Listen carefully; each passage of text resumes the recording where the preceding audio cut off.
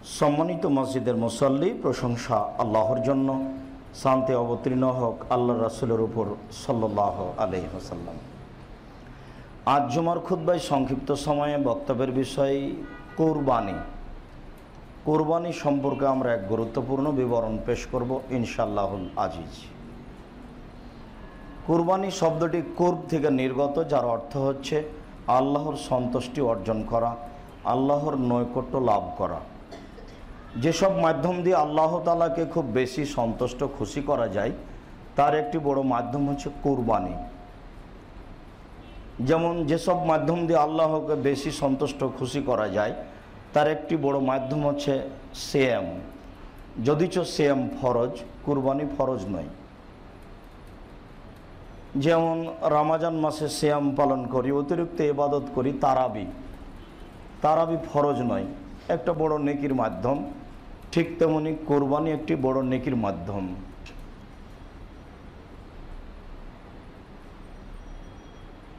कुरबानी आमरा जे कुरबानी करी सेई कुरबानी इब्राहिम आलाइहिस सालामेर कुरबानी। आज थेके निये प्राय ৫,৫০০ बछर पूर्वे इराकेर बैबिलन शहरेर उर नामक ग्रामे इब्राहिम आलाइहिस सालाम जन्मग्रहण करें। तिनि जे कुरबानी करेछिलेन सेई कुरबानी आमादेर कुरबानी। अवश्य कुरबानी प्रथा आदम आलाइहिस सालाम थेकेई चालू रयेछे। आदम आलाइहिस सालामेर एकसाथे एकटी छेले एकटी मेये जन्म नित। आगेर छेले परेर मेये, परेर छेले आगेर मेये, एइभावे तिनि विवाह दितेन। एकसाथे जारा जन्म नित तादेर साथे आपसे विवाह अबैध छिलो, हाराम छिलो। सेटाके निज भाई बोन बोले उल्लेख करा हतो, तबे आगे परे विवाह बैध छिलो, एटा तार नियमे। काबिलेर साथे जन्म नेय इकलिमा और हाबिलेर साथे जन्म नेय लिओयाजा। इकलिमा देखते बेशी सुंदरी छिलो लिओयाजार चेये। विवाहेर समय आसले आदम आलाइहिस सालाम तार नीति अनुयायी छेलेदेर सामने प्रस्ताव पेश करलेन। काबिल ता प्रत्याख्यान करलो। काबिल बोल्लो, आमार साथे जे मेये जन्म नियेछे इकलिमा, आमी ताके विवाह करते इच्छुक। छेलेर एई प्रस्ताव देखे आदम आलाइहिस सालाम बोलेन, अच्छा ठीक आछे, তোমরা কুরবানি পেশ করো, যার কুরবানি আল্লাহর দরবারে কবুল হবে সেই ইকলিমাকে বিবাহ করবে। পিতার পরামর্শ অনুযায়ী কাবিল পেশ করলো কিছু গম আর হাবিল পেশ করলো একটি দম্বা। তখন কুরবানি কবুলের পদ্ধতি ছিল আকাশ থেকে আগুন এসে জ্বলে যাবে, যার কুরবানি জ্বলে যাবে তার কুরবানি কবুল হয়েছে বলে প্রমাণ হবে। অবশ্য বিষয়টি এখন থাকলে মানুষ বুঝতে পারত কার কুরবানি কবুল হলো আর কার হলো না। তখন মানুষ অবৈধ পয়সা দিয়ে কুরবানি করা থেকে বিরত থাকত। আল্লাহ তাআলা দয়া করে গোশত খাওয়ার একটি সুযোগ দিয়েছেন বলেই মানুষ অবৈধ পন্থা অবলম্বন করা সহজ মনে করেছে, যা তার জন্য নেহায়াত অন্যায়, হারাম, যা ঠিক নয়। আকাশ থেকে আগুন এসে দম্বা জ্বলে গেল, গমগুলি থেকে গেল। কাবিল ইকলিমাকে বিবাহ করতে পারেনি বলেই তার ভাই হাবিলকে হত্যা করেছে, বিষয়টি ঠিক নয়। হাবিলের যখন কুরবানি কবুল হলো, কাবিলের কুরবানি হলো না, তখন সামাজিকভাবে কাবিল সমাজের কাছে অপমান হয়ে গেল। তার অপমানকে ঢাকতে গিয়েই সে হাবিলকে হত্যা করেছে। সে ভেবেছে এখন মান সম্মানে বাঁচতে হলে হাবিলকে হত্যা করা ছাড়া তার কোনো পথ নেই। তাই সুযোগ বুঝে সে হাবিলকে হত্যা করার বিষয়টি পেশ করলো। হাবিল অবশ্য বলেছিল, দেখো তুমি যদি আমার উপরে হাত বাড়াও তাহলে আমি তোমার উপরে হাত বাড়াবো না, আমি অন্যায় করব না। এরপরেও কাবিল হাবিলকে হত্যা করলো। কাবিল লাশ নিয়ে ঘুরে বেড়াচ্ছে, কি করতে হবে তার জানা নাই। দুইটি কাক আসলো, আপসে মারামারি করলো, একটি কাক মারা গেল। জীবিত কাকটি গর্ত খুঁড়ে মরে যাওয়া কাকটিকে পুঁতে দিল। কাবিল বুঝতে পারলো হাবিলকে কি করতে হবে, তাই সে তার ভাই হাবিলকে মাটিতে পুঁতে দিল। এইভাবে বলছিলাম আমাদের কুরবানি ইব্রাহিম আলাইহিস সালামের কুরবানি। ইব্রাহিম আলাইহিস সালাম তার স্ত্রী সারাকে সাথে নিয়ে এক এলাকায় পার হচ্ছিলেন। সেই এলাকায় এক ছিল স্বৈরাচারী শাসক। তিনি তার স্ত্রীকে বলেছিলেন, সারা, এই এলাকা দিয়ে স্বামী স্ত্রী পার হতে পারে না। যদি তোমাকে জিজ্ঞাসা করো এটা কে, তাহলে তুমি বলিও এটা আমার ভাই। আমাকে জিজ্ঞাসা করলে আমি বলবো এটা আমার বোন, আমরা ভাই বোন হয়ে পার হয়ে যাব। এরপরেই তিনি তাকে বললেন, দেখো সারা, আমি কিন্তু তোমার ব্যাপারে বিষয়টি এইভাবে পেশ করেছি, তুমি আমাকে আমার কথায় মিথ্যক প্রমাণ করো না। তুমি যদি সময়ে বলে ফেলো এটা আমার স্বামী, তাহলে আমি বিপাকে পড়ে যাব। তবে মনে রেখো, মাটির উপরে মাত্র দুইজন মুসলমান, আমি আর তুমি। এই কথা বলার পরেও ইব্রাহিম আলাইহিস সালাম তার স্ত্রী সারাকে রক্ষা করতে পারলেন না। স্বৈরাচারী শাসকের পক্ষ থেকে তাকে ডেকে পাঠানো হলো। তিনি স্বৈরাচারী শাসকের ঘরে ঢুকলেন। ঘরে ঢুকতেই সে দাঁড়িয়ে তার গায়ে হাত লাগানোর চেষ্টা করলো। যখনই হাত বাড়িয়েছে তখনই সারা বললেন, এই থামো, আগে সলাত হবে, অজু হবে, সলাত হবে, তারপরে কোনো কথা। সারা অজু করলেন, 2 রাকাত সলাত আদায় করলেন।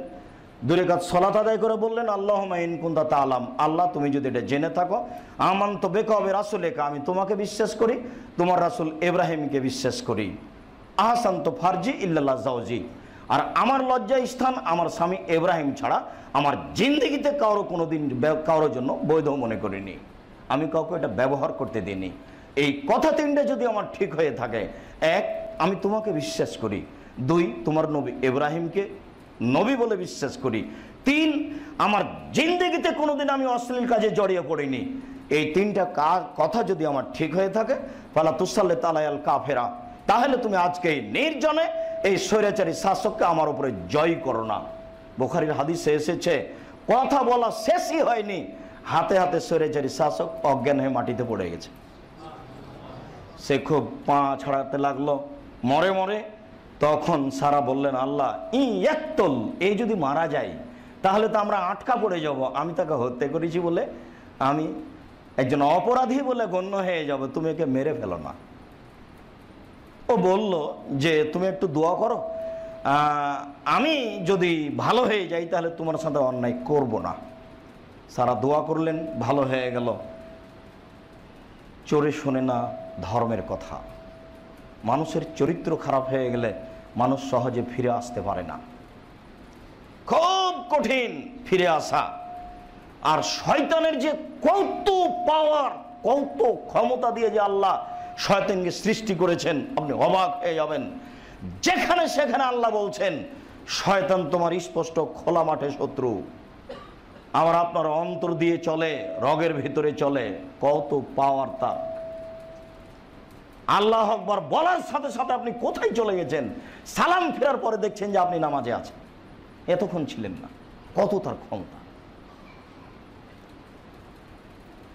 আবার সে হাত বাড়ানোর চেষ্টা করলো, সারা তাই বললেন, আবার সে অজ্ঞান হয়ে পড়লো। ঘটনাটি 3 বার ঘটলো। এরপরে স্বৈরাচারী শাসক বলে, এই কে আছো তোমরা? তো একে শয়তান নিয়ে এসেছো, একে সরাও, আর ইব্রাহিমকে একটা কাজের মেয়ে হাজারাকে দিয়ে দাও। স্বৈরাচারী শাসক সারাকে শয়তান বলে উল্লেখ করেছে বুখারী মুসলিম, অথচ 3 বার তাকে দোয়া করে রক্ষা করেছে।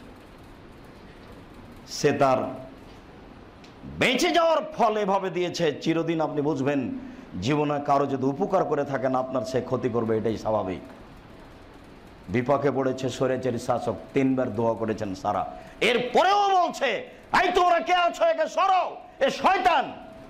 শয়তানকে এখানে নিয়ে এসেছো কেন?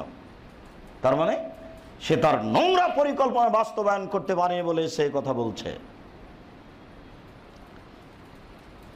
হাজারাকে সাথে করে সারা ইব্রাহিম আলাইহিস সালাম চললেন। এক পর্যায়ে সারা বললেন, হাজারা আমাদের কোনো ছেলে মেয়ে নেই, তুমি আমার স্বামীর সাথে বিবাহ বন্ধনে আবদ্ধ হও, যদি আমাদের কোনো ছেলে মেয়ে হয়। হাজারা বললেন, যা আছি ভালো আছি, বিবাহ বন্ধনে আবদ্ধ হলে ভালোবাসায় ফাটাল ফাটতে পারে, সেটা আমি চাই না। এক পর্যায়ে বিবাহ হয়ে গেল। হওয়ার পরে ইসমাইল আলাইহিস সালামের জন্ম হলো, যা হওয়ার তাই হলো, আপোষে আর মিল হয় না।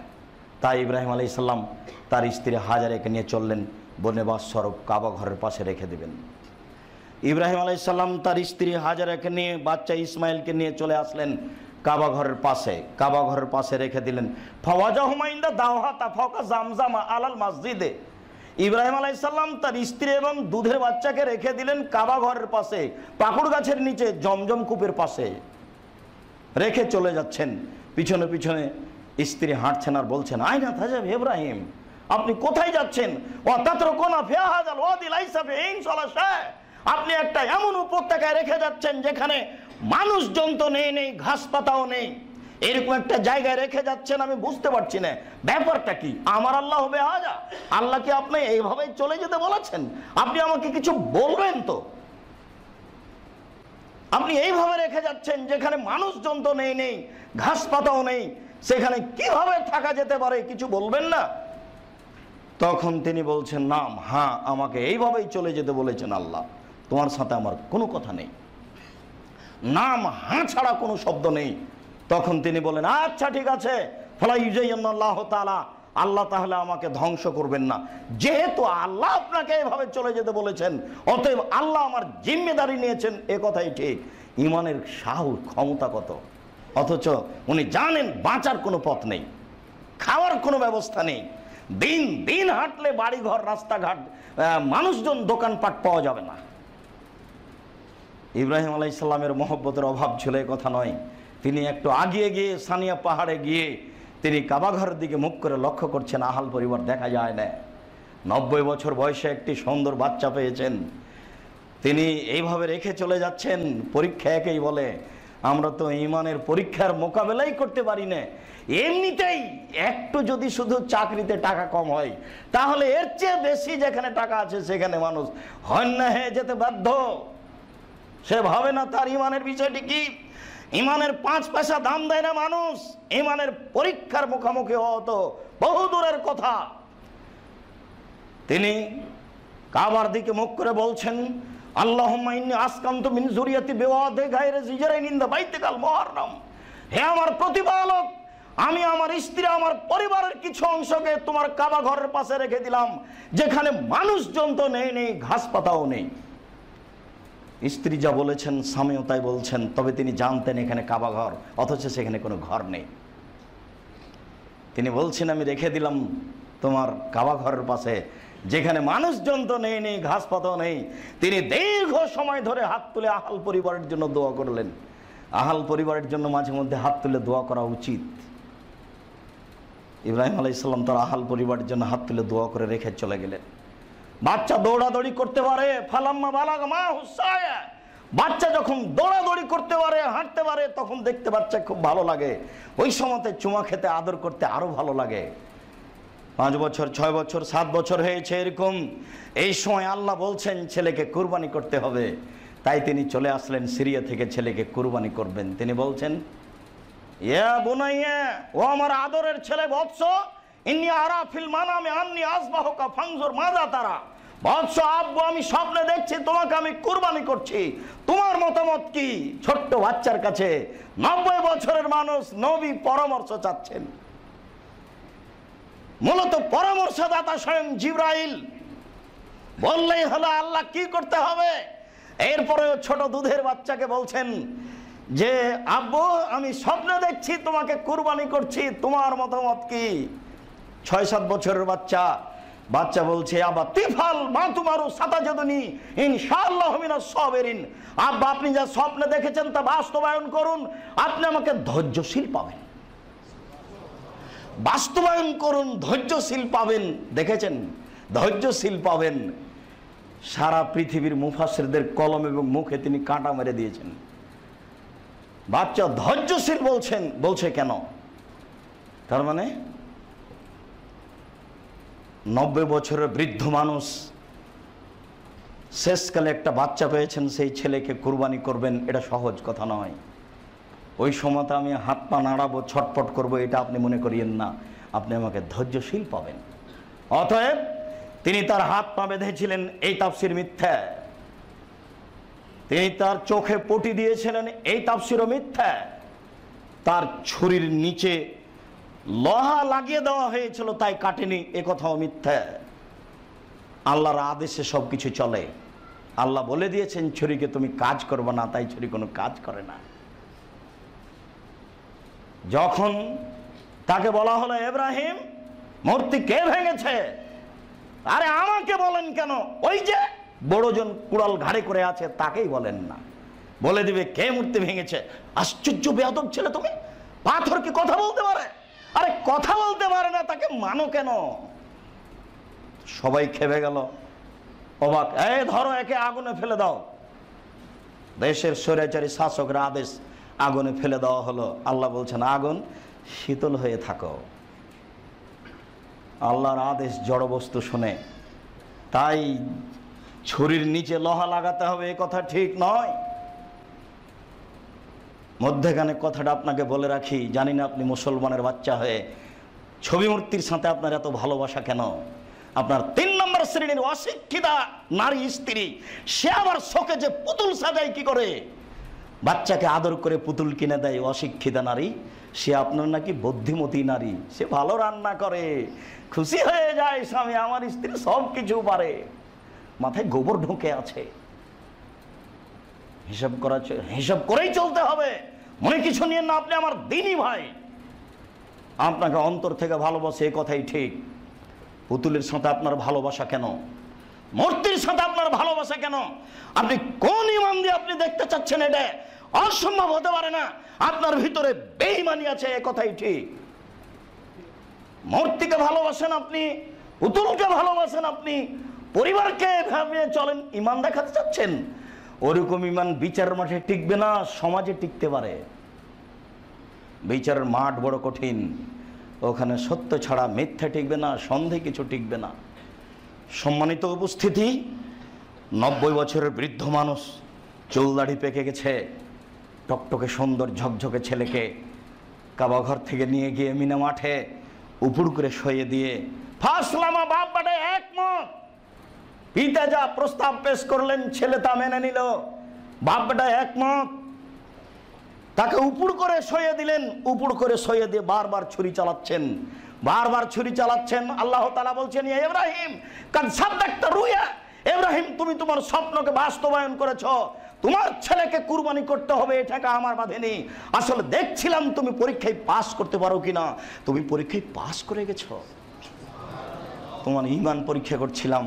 বৃদ্ধ মানুষ, কেউ দর্শক নেই, লক্ষ লক্ষ ফেরেশতা দেখছেন একজন মানুষ মিনা মাঠে কি করে। আল্লাহ তাআলা দেখছেন ওপর থেকে বৃদ্ধ মানুষ ইব্রাহিম ছেলের সাথে কি আচরণ করেন। কোনো শ্রোতা নেই মানুষ হিসেবে, ফেরেশতা ছাড়া, আল্লাহ ছাড়া দেখছেন অবস্থা। এর নাম কুরবানি। তিনি 3 দিন 300 উট কুরবানি করেছিলেন, এই কথাও মিথ্যা। একজন মুসাফির মানুষ স্ত্রী এবং বাচ্চাকে রেখে গেলেন মরুভূমিতে। একটু আগে বললেন, আল্লাহ আমি রেখে দিলাম আমার পরিবারের কিছু অংশকে এমন একটি উপত্যকায় যেখানে মানুষজন তো নেই, ঘাস পাতাও নেই। কয়েকদিন পরে আবার আসলেন, কয়েক বছর পরে আবার আসলেন বাচ্চাকে কুরবানি করার জন্য। যেখানে বাড়ি ঘরই নেই, মানুষই নেই, সেখানে 3 দিন 300 উট থাকে কি করে? মুফাসসিরের এই তাফসীর পুথির গানের মতো। পুথির গান, 6 মাসের রাস্তা মর্দ 6 দিনে গেল, ঘোড়ায় চড়িয়া মর্দ হাঁটিয়া চলিল। এই কথা যেমন হুজুরের তাফসীর তেমন। ফাতেমা কান দিয়া কয়, আজ বুঝি হোসাইন কারবালাতে শহীদ হয়। আরে ফাতেমা যেদিন মারা গেছেন তার 49 বছর পরে হোসাইন শহীদ হচ্ছেন। হোসাইন শহীদ হওয়ার 49 বছর পূর্বে ফাতেমা মারা গেছেন। তো যেই মহিলা 49 বছর আগে মারা গেছেন, সেই মহিলা কাঁদেন কি করে? এটা হয় কি করে? ঠিক এই কথাগুলি যেমন 3 দিন 300 উট কুরবানি করলেন, এ কথাও তেমন। মানুষজনই নেই, উট আসলো কোথা থেকে? সম্মানিত মসজিদের মুসল্লি, এই কুরবানি সেই কুরবানি যেটা আমরা করছি, আমরা বুঝতে পারছি না এই কুরবানি কেমন। মহান আল্লাহ বলেন, ওয়ালিকুল্লি উম্মাতিন জালনা মানসাকা লিয়াযকুরুসমাল্লাহ, আমি প্রত্যেকটা জাতির জন্য কুরবানি নির্ধারণ করেছি।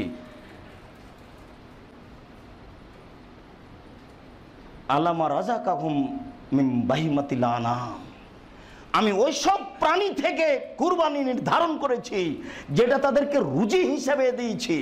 ওই প্রাণীর রুজি, ওই প্রাণী তারা কুরবানি করবে আল্লাহকে স্মরণ করার জন্য।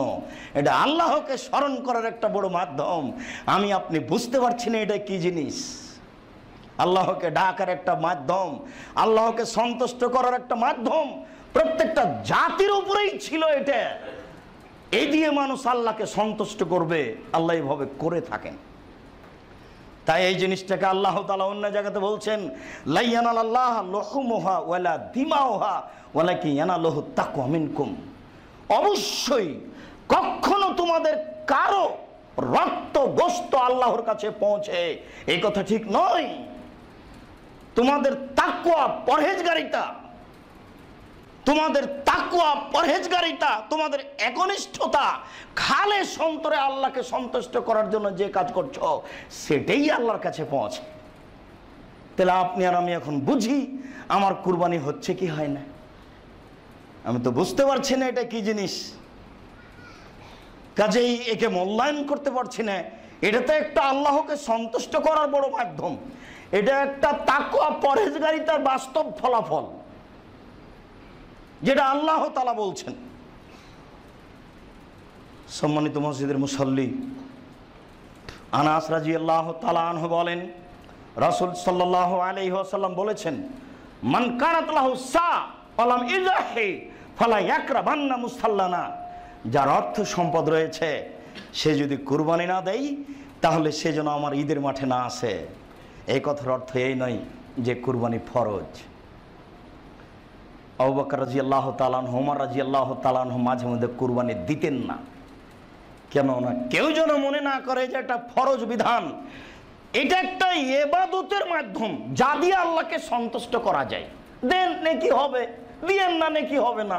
এই তো যেটা খাই সেটা হলো অতিরিক্ত দয়া, এটা আল্লাহর একটা বিশেষ দয়া, এটা তো জ্বলে যাবে এটাই বিধান।